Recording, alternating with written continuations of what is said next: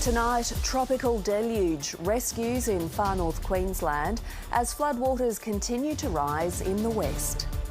I'm Jessica Van Vonderen. This is ABC News, Queensland.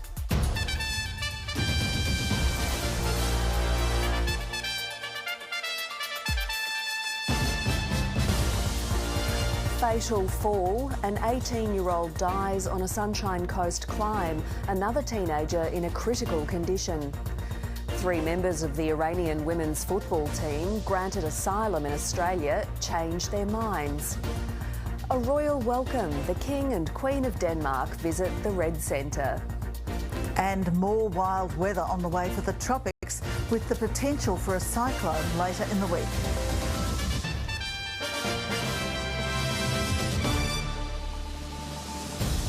Good evening. After weeks of wet conditions, swollen rivers and creeks are again raging in the state's far north, having received more than 400 millimetres of rain over the weekend.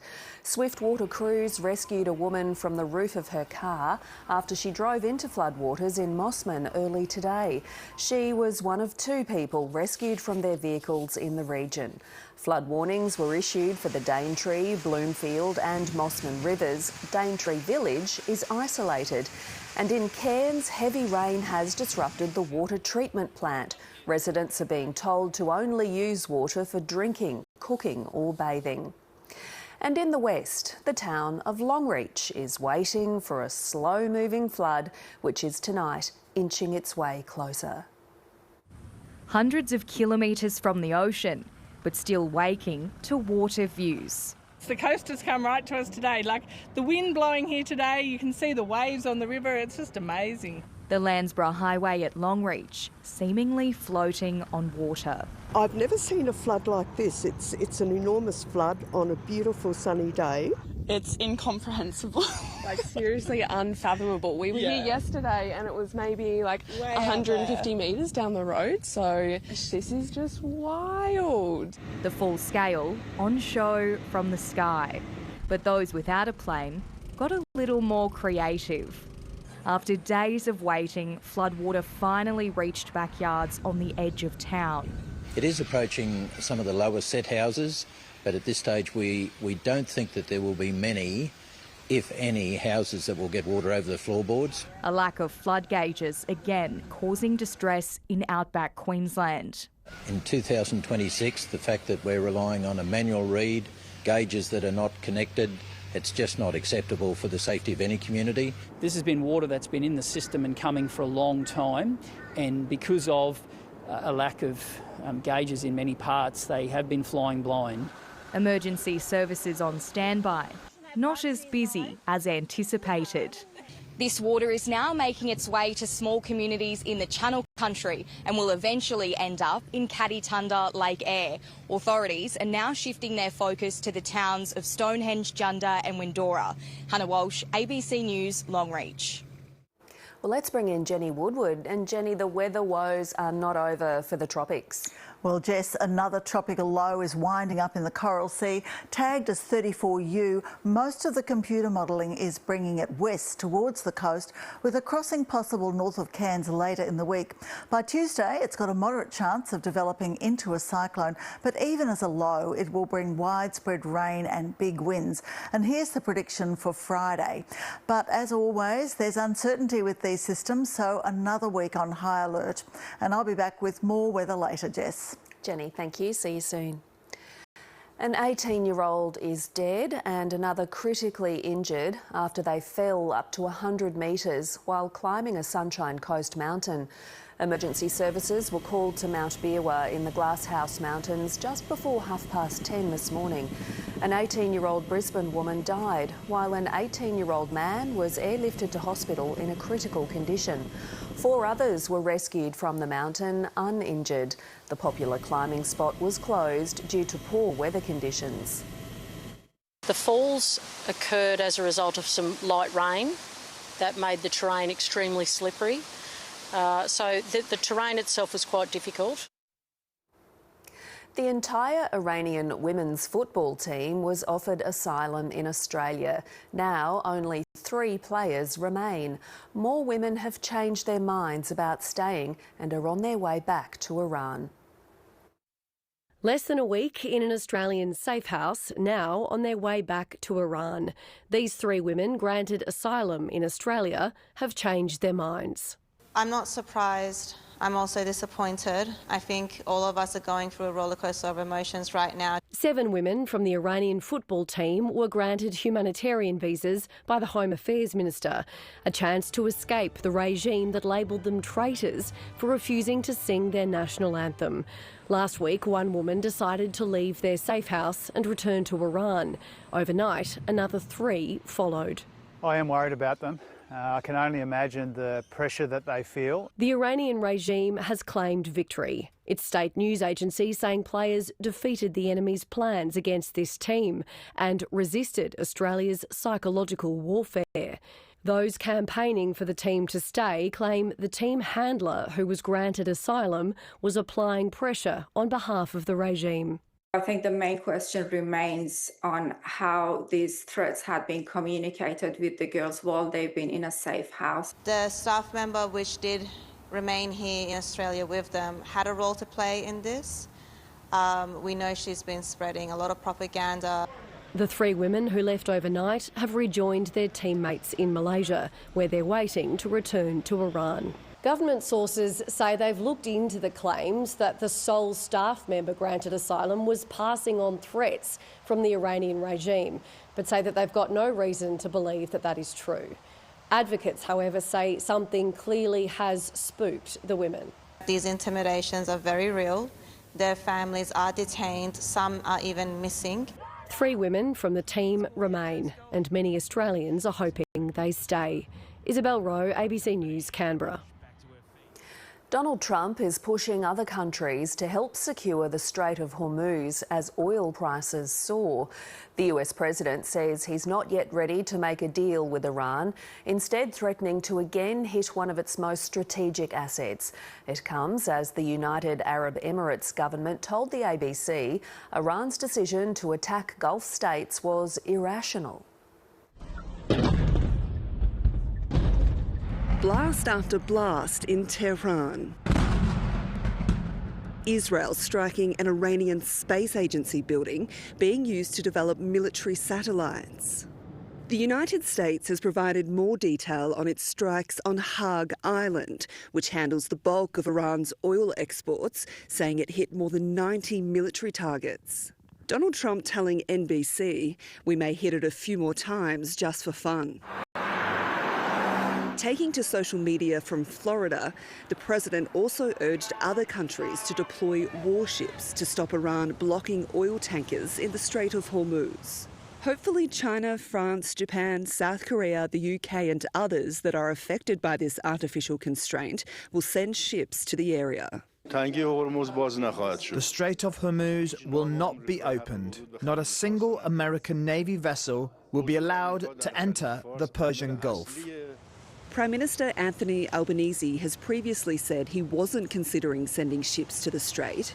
Australia instead deploying a surveillance aircraft and 85 personnel to the United Arab Emirates. Having the wedge tail, which is a remarkable detection mechanism, is incredibly useful for us. A senior member of the UAE government telling the ABC Iran's decision to strike its neighbours took them by surprise. It's been pretty unprecedented what's happened and almost unhinged. We're racing down to turn number 1. The attacks have also forced the cancellation of the Formula One Grand Prix events in Bahrain and Saudi Arabia. Unfortunate situation. That was a decision that has to be taken considering exactly what is going on in that region.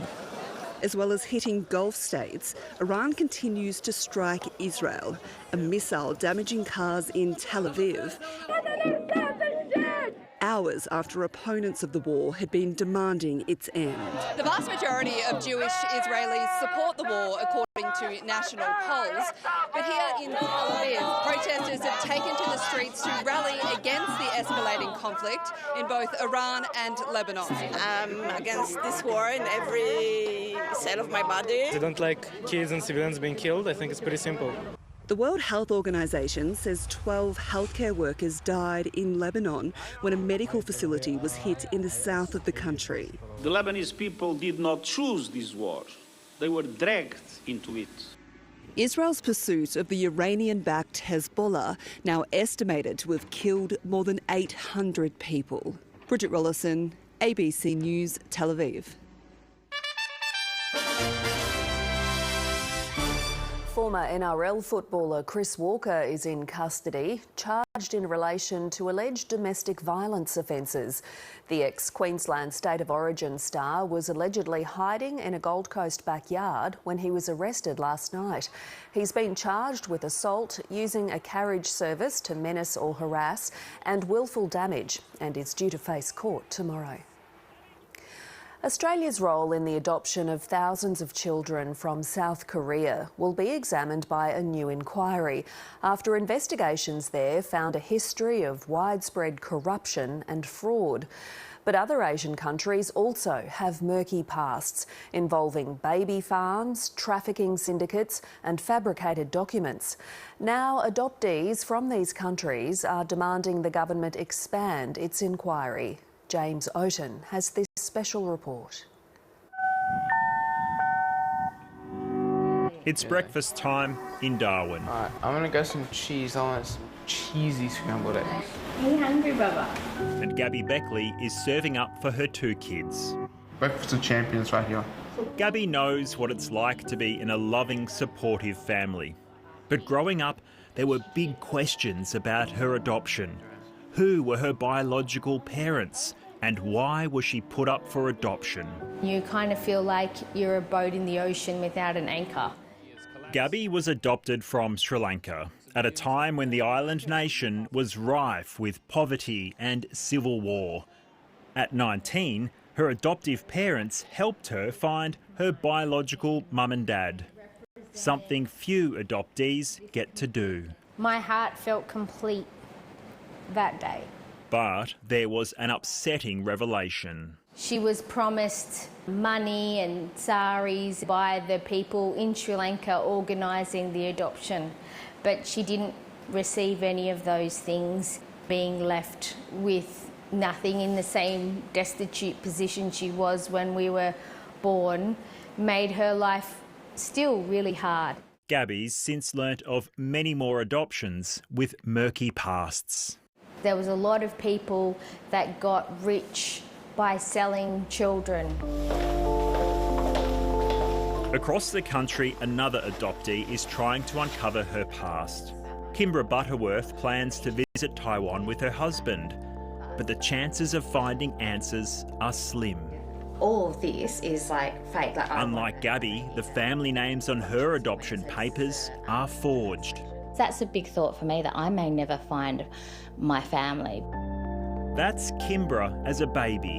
The woman holding her is Julie Chu, who was sentenced in the 1980s for running a baby trafficking syndicate. But the Australian government never notified Kimbra's family. Instead, it was the media. Decades later, Kimbra sought answers from South Australian authorities. And my mum just broke down and started sobbing. Government never contacted them, never checked up on them, never gave them information, never did an investigation to affirm or deny. Just to give the public a bit of exposure about. While adoptees like Gabby and Kimbra had supportive Australian families, others like Linnell Long did not. My adoption was facilitated by my adoptive parents in Australia, where they hired a lawyer privately in Vietnam. They essentially paid him to source and find a child. Despite growing up in Australia, the adoption was never official until she was almost an adult. Her Australian father abused her.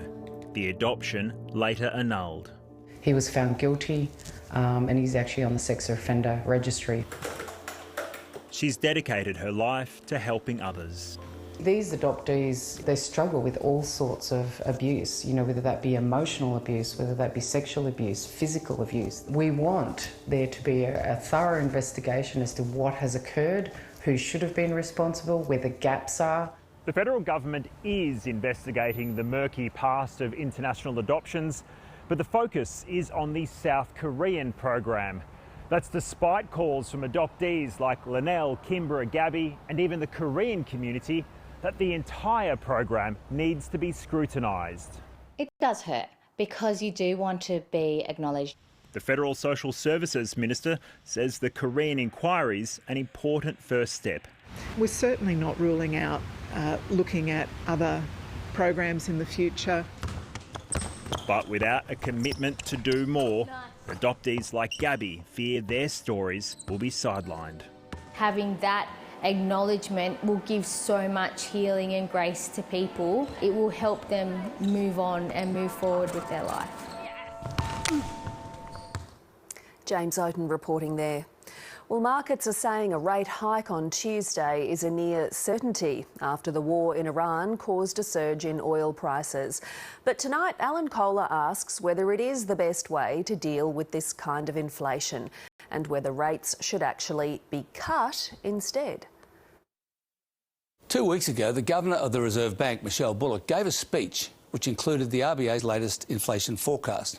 Here it is. Now, that was 3 days after the United States and Israel attacked Iran, when it looked like being a fairly quick business and the oil price had barely gone up. Since then, things have got a lot messier, with Iran sending explosive drones all over the Middle East, US President Donald Trump demanding unconditional surrender, and the pugnacious Secretary of War, Pete Hegseth, being, well, pugnacious. We have only just begun to fight. And then last week, an interview with the Reserve Bank's Deputy Governor, Andrew Hawser, was published, updating the Governor's comments, pointing out that the earlier inflation forecast was made well before the US and Israel attacked Iran. Mr Hawser said further increases in prices from Iran is not a helpful development. How long the price of oil remains high and whether it keeps rising will, of course, depend on how long the fight goes on. But the bond market is predicting inflation. Money markets are now saying a rate hike on Tuesday is a near certainty. Now, that's a big change from a 30% chance before the Hawser interview. And for the next meeting in May, it's a real certainty, according to the futures market, with another one expected later this year. But this inflation will be caused by supply shortages, not booming demand, and higher interest rates will not open the Persian Gulf. And as Andrew Hawser himself said, the rising oil price will press down on global activity. So the only reason to raise interest rates is to control inflation expectations. That is, to persuade Australians that the RBA is on the case and won't let inflation get out of hand. But the economic consensus is starting to shift away from the cruelty of adding to an oil shock with a rate shock and towards maybe cutting rates to prevent an oil shock recession. So on Tuesday, as well as watching what the Governor does, keep an eye on what she says about that. Alan Kohler there. Well, it's known as the beef capital, but Rockhampton is chasing a new title. 10 years of a net-free zone and technology advancements have created a fishing mecca. Ellie Wilcox reports from Rockhampton. From beef to barra. We're definitely claiming the barramundi capital of Australia. We're reeling them in here. The Fitzroy River has seen a spike in trophy-sized barramundi more than 1 metre long, and tourism is thriving. I'm booked out for 12 to 18 months. I've got some people coming from the UK in the next month, and they'll be coming for 5 days. Last year we had some Hawaiians out on the 2 boats. Nathan Johnston is expanding his charter business. Last year we took on a second boat and 2 guides, and this year, just in the next week or so, we're going to commission our 3rd boat. Suntag figures show about 600 more barramundi were tagged last year than 5 years prior. The fish that we've had there in that system that were 800, 900 and a metre long, well, they're the ones that are now a metre 20 and a metre 30, and I think this year we'll see a metre 40, so it's pretty exciting. The annual Barra Bash competition has soared from 50 to more than 100 teams. Last year's results were outstanding. We saw 764 barra caught over the 2.5 days. 273 of those were over a metre long. So that's your trophy-sized fish. The fishery's success is being attributed to a net-free zone, which was introduced by the state government more than a decade ago to support recreational fishing and tourism. Advancements in sonar technology, including live sounders, have also transformed the industry. They can go out there and actually see the fish in real time, and when they're fishing for them, that's important because they're not getting bored. They're not driving up and down the river looking for a stick to throw a lure at. Anglers are hopeful for a bumper season, which runs until November. Ellie Wilcox, ABC News, Rockhampton. Sport now. Mackenzie Colahan is here, and Macca, Queensland NRL team finally has a win in 2026. All it took was a local derby, Jess. The Dolphins have come from 14-0 down to break the Titans' hearts. Earlier, the Knights' impressive win over Manly came at a cost, losing Kalyn Ponga and Dylan Brown to injury. But tonight at Lang Park, the Gold Coast led for 72 minutes until a late try from the Hammer got Redcliffe home in a thriller. This season has been a tough watch for Queensland teams. At least one was guaranteed a win today. After 34 long minutes, Jojo Fafita broke the deadlock. Finally scored the game's first try! 19-year-old Cooper Bye has a bright future at the Gold Coast. He couldn't believe his luck. He could have driven a truck through that gap. A poorly executed short dropout let the Dolphins back into the game. They needed a stroke of luck and they've got it. Beating Manly at Brookvale is never easy. Nobody told Newcastle. Brimming with confidence here at Brookvale. It was supposed to be a coming out party for the new look Knights until disaster struck. I'm worried about this for Kalyn Ponga. He left the field and didn't return. Dylan Brown showed why he's being paid $1.3 million a year, but lightning struck twice, the halfback injuring his knee, joining his fullback in the sheds. $2.5 million of their salary cap gone in the space of 10 or 12 minutes. Souring a comprehensive 20-point win. The Panthers and Sharks met in Bathurst, and the Master quickly went to work. Brian To'o crossed 3 plays later. To'o in the corner. Their attack on song, but it's Penrith's impenetrable defence that makes them so dangerous. They won't let in a thing. It took 137 minutes of football to break the brick wall. A sole Cronulla try, the only points they've conceded this season. The Lions have been humbled by the Sydney Swans. The defending premiers beaten by 44 points at the SCG. Joel Armati kicked 5 goals for the Swans against an undermanned Brisbane. The downside for Sydney was injuries to Errol Goulden, who came off with a shoulder injury in the final quarter, as well as Isaac Heaney with hamstring tightness. The final score was 104-60. The Lions are now none from 2 this season, while the Swans have gone back-to-back. The Queensland Reds have claimed their 3rd straight Super Rugby win, downing the New South Wales Waratahs 26-17. The Reds held a 2-point lead with 7 minutes left to play until Tahs outside centre Tristan Riley appeared to score, but the try was disallowed. Carter Gordon then crossed for his 2nd of the night minutes later to seal the win for the Reds. The Queenslanders travel to Fiji to face the Drua next week. Queensland's king of the track, Gout Gout, overcame the flu to win the 200-metre title at the state championships today. Fresh off a victory in the 100 yesterday, the 18-year-old was quick out of the blocks at Cusack and was pushed all the way by his training partner, Rory Easton, who gave the champion an almighty scare. Gout crossed the line in 20:42. That's well shy of his 22nd personal best set in June last year. Always the showman, he blew his nose for the cameras in a celebration and said it's a character-building win while not feeling his best. Oscar Piastri's disastrous start to the Formula One season has continued, failing to start the Chinese Grand Prix. Piastri qualified in 5th, but along with teammate Lando Norris, missed the formation lap due to problems with their cars. The pair then withdrew from the race. Follows Piastri's crash on the warm-up lap at the Aussie Grand Prix, meaning he's now missed the opening 2 races of the 2026 season. What a shocker. The Firebirds have gone down to the reigning premiers in their Super Netball opener, losing 60-49 to the Melbourne Vixens. A dominant second and fourth quarter set up the win for the Vixens. Sophie Garvin finishing with 30 goals and Kira Austin scoring 25 for Melbourne. Meanwhile, in Perth, an injury-ravaged West Coast Fever held off a fast-finishing Sunshine Coast to win 68-65. The Fever led by 12 with 4 minutes remaining before the Lightning hit 5 super shots to set up a nervous finish. Australian Georgia Gunyu and her guide Ethan Jackson have finished 11th in the slalom vision impaired event at the Winter Paralympics in Italy. Australia's youngest ever female Winter Paralympian, 16-year-old Liana France, was 14th in the slalom standing event. Yes, that's why they get paid the big bucks. He's on 160 grand a week at Real Madrid, but that's just chump change for them. It was a great goal. Mac, thank you. The King and Queen of Denmark are in Canberra tonight after spending the day at Uluru. It's the first Danish state visit in 40 years and the couple's first trip to Australia since the King took the throne.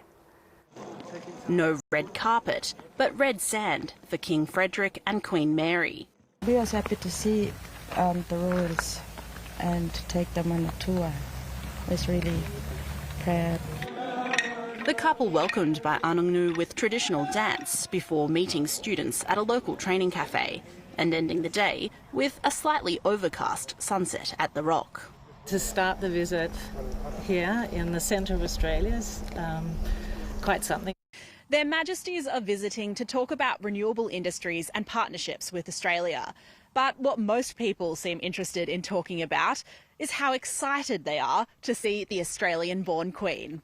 My eldest daughter said to me, "Mum, it's like a dream, isn't it? You go and have a beer with someone and you end up being a princess." Almost Disney fairy tale, and we all kind of dreamed that would happen, and it actually happened to an Australian. Onlookers were interested in everything about the Queen, from what she was wearing. I hope she has a flynet as cool as ours. And how to greet her, to ensuring the Tasmanian-born Queen felt at home. Have you been to Uluru before? No, it's my first time. And what did you think? Well, we've had a great walk around. It's magical. Some magic at the Rock before jetting off to Canberra to dine with the Prime Minister and the Governor-General.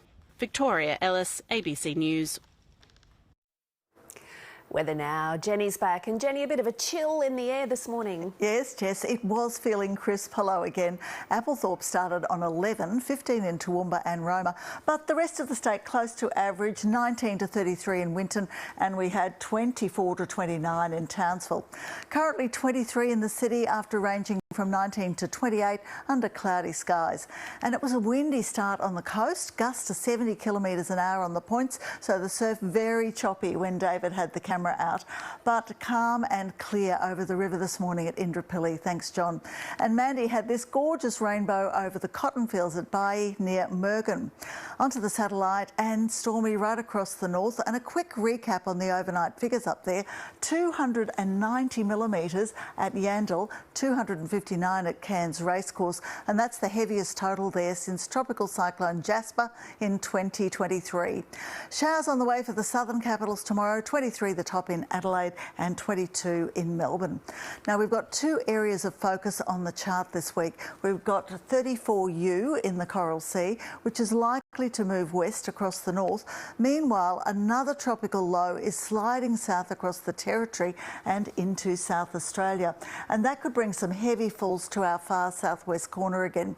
And we could see an increase in coastal showers in the southeast as the system moves east later in the week. Extensive flooding continues with Longreach in the firing line right now. Let's look at our forecasts, and across the tropics and down the east coast, showers and or storms about, more likely further north, and we have got a wind warning from Townsville all the way down to the Capricornia coast. Over the interior, a couple of showers about the central highlands and out near the western border, but sunny about the Maranoa and Warrego. Sunny skies for the Downs and Granite Belt too, but closer to the coast, partly cloudy, and we could see a couple of showers about A cloudy morning with a shower in the city, 19 to 28 expected, 29 for Ipswich. On the bay, south-easterlies to 20 knots early. They'll turn easterly through the morning and seas around a metre. And looking ahead, mostly fine. Some showers are likely from Thursday and just those temperatures staying around the 29 to 30 degree mark. All right, Jenny, thank you so much for that. That is ABC News to the moment. Thank you for your company tonight. Good night. Good night.